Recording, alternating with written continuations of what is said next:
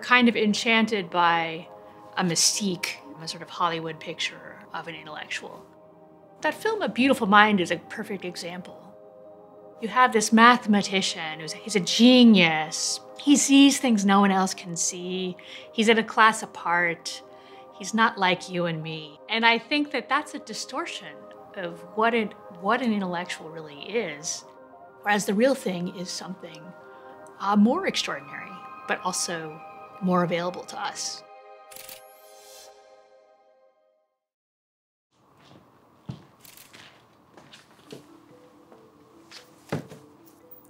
Hi, I'm Zena Hitz. I'm a college professor. I teach at St. John's College in Annapolis, and the title of my book is Lost in Thought: The Hidden Pleasures of an Intellectual Life. I was a very successful academic for a time, looked to be at the beginning of a very accomplished career, and it felt somehow off to me. I had a kind of early midlife crisis, quit the profession entirely, and lived in a monastery, a Catholic religious community. I wanted to figure out what intellectual life really was. What is this practice of reading and studying and thinking? Aristotle is a philosopher who I've studied a lot, spent some time with. He thought there was a danger of our lives becoming totally focused on these telic activities, these acting as a means to an end. And the way he puts it is, work is for the sake of leisure, not the other way around. We have a tendency to get locked into this mode where we're acting for the sake of something else without ever getting to something else. So part of what my work is trying to do is to ask people to reflect on what the something else is. What's the thing that all of your busyness and all your activity is really for?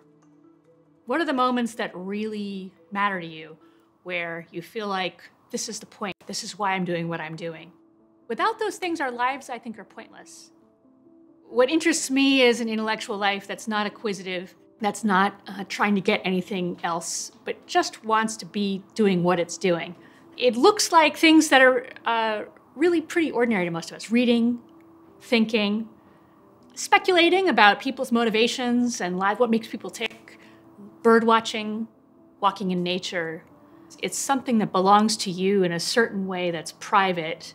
It's a part of yourself that really, in principle, no one has access to. Someone like Albert Einstein, who has that huge profile, who has the mystique of the genius, who has the puffy hair.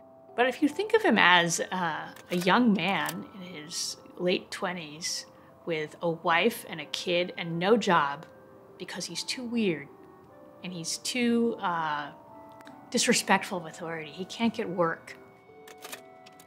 And he has this job in a patent office. He's a bureaucrat.